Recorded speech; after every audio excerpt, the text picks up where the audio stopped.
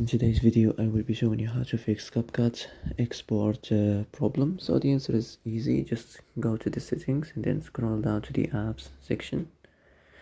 And then go to the search and search Capcut. And next go to the storage, and here you will find this clear cache option. Click on it. Now you can go check it if it worked, and if it didn't, you can try to restart your phone or turn the Wi-Fi off and on, or add the Bluetooth or the airplane mode.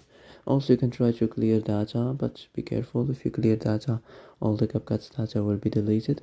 This includes all files, the settings, the accounts, the databases, etc. So be careful if you want to clear your data.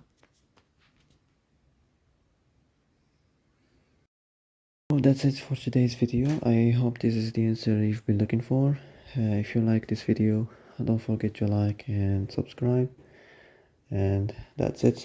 See you in the next video.